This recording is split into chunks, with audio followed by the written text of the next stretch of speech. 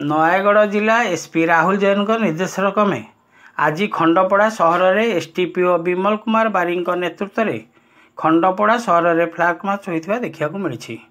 नयागढ़ जिलार समस्त निर्वाचन मंडली में यह फ्लैग मार्च चालू रही बेले खंडपड़ा होगा आसंता साधारण निर्वाचन को आखि आगे रखी सुरक्षा दृष्टि आईन श्रृंखला को आहरी कड़ाकड़ी करने निमंते आज संध्यारे खंडपड़ा थाना ठारू आरंभ करी खड़ीसाही पर्यंत खंडपड़ा पुलिस विभाग कर्मचारी और 30 जनरू अधिक पुलिस फोर्स को नहीं सहर परिक्रमा करा जायछि।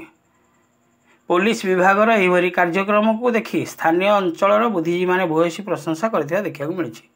एसडीपीओ विमल कुमार बारी व्यतीत खंडपड़ा थाना आईआईसी ज्योति प्रकाश स्वाई, एसआई उपेन्द्र दिघाल, एसआई मनोस्मिता साहू समेत थानार अन्य कर्मचारी यही फ्लैग मार्च रे योगदान करथिबा देखा मिली।